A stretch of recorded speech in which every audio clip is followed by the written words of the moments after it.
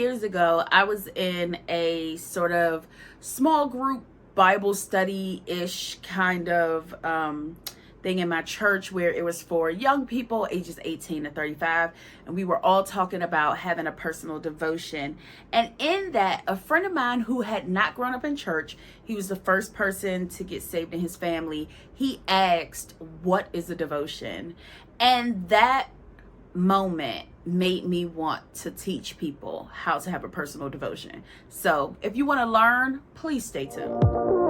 One look and I breathe. Hello family, and welcome back to my channel, Know Him with Can, where we as brothers and sisters in Christ work together to come into a deeper knowledge of the Word of God. So let's talk devotion.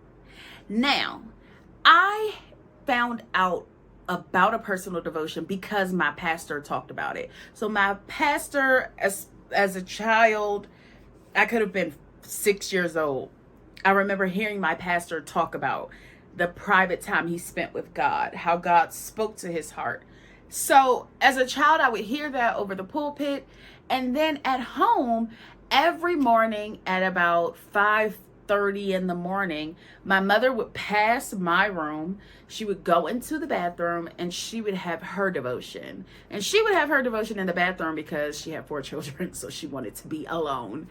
And so ever since I was a child, ever since I was little, a personal devotion being a part of your life was just inevitable for me. And so I remember being a teenager saying, when I grow up, I am going to have a personal devotion.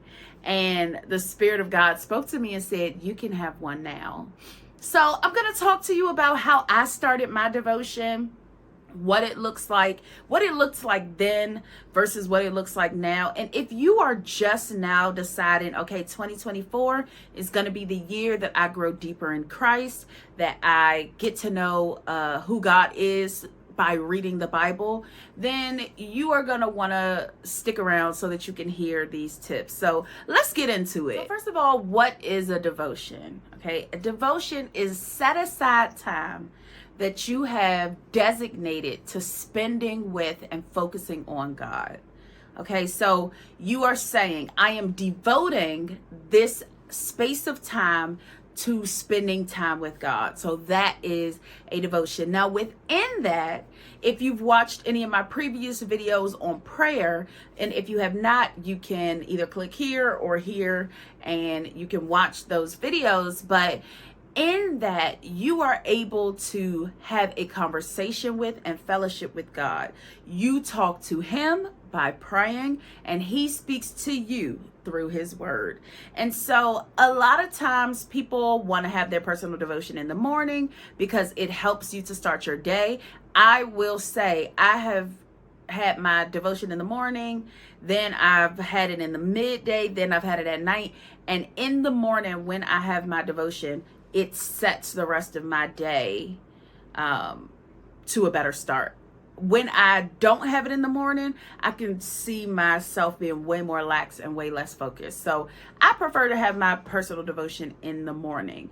So I kind of want to talk about how I started my devotion. I started having a personal devotion in high school, really.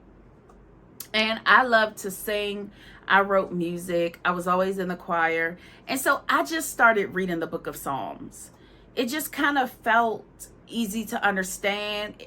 I felt like I could relate to it because I was really hurting and really sad and really heartbroken at the time. And so it was very encouraging because David also was really sad, heartbroken, and hurting at the time. And so I was able to read David have the emotions that he has, but then lean on God and trust in God. And so when I was in high school, I literally only read the Psalms. And so that is one thing. The Psalms has so many books in it, and even one of the books has so many verses that it could take you a couple or a few months to finish it. So that is one way that I started. The most prevalent, and I kind of feel like the most impactful thing that I did was when I got to college, I really wanted to clean my life up. So there were things that were in my life that I just knew weren't pleasing to God.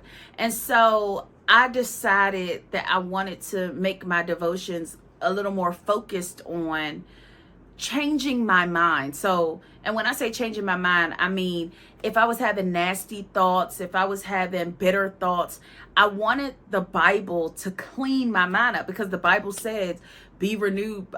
You can renew your mind. You want to be transformed by the renewing of your mind.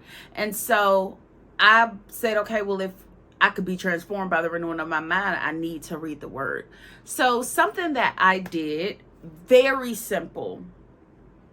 I went to Google. I typed in scriptures that help you overcome lust. And there was a website that had an entire list of scriptures that helped you to overcome lust. I didn't read all the scriptures. All I did was wrote down the book, the chapter, and the verse. So maybe Matthew 5 popped up. I wrote down Matthew chapter 5, verse 13. I wrote it on a piece of paper, a little strip of paper. I folded that strip of paper and I put it in a basket. And I ended up writing probably about 10 chapters, 10 books, chapters, and verses on little strips of paper, put them in a basket. So every morning I would wake up, put my hand in that basket, and I would pray first.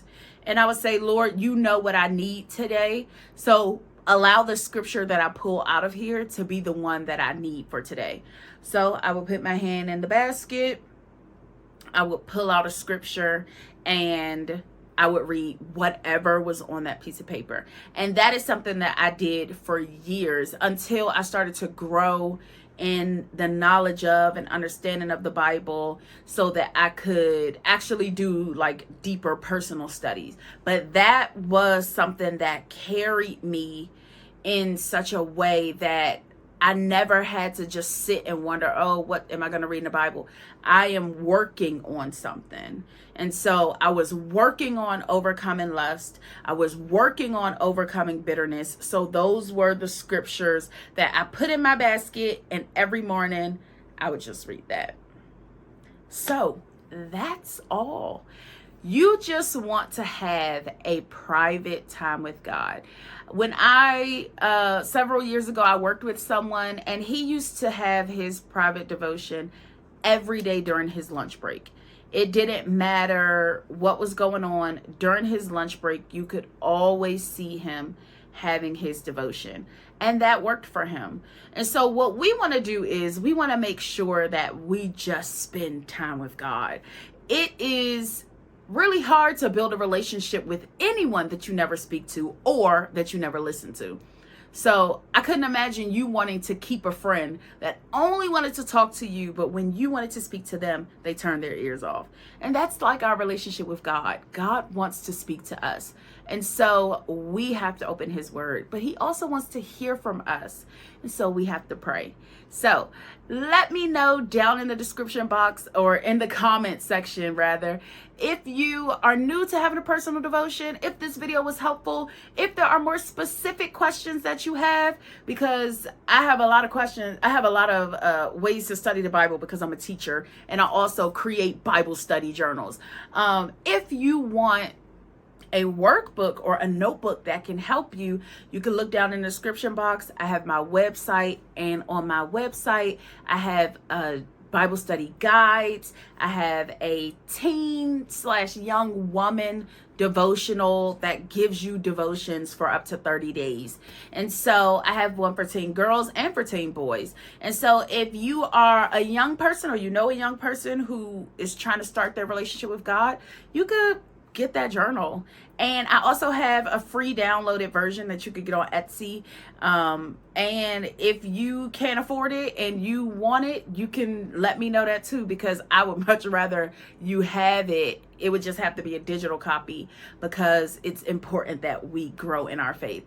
So that is all for today. I hope this was helpful. Until next time, bye.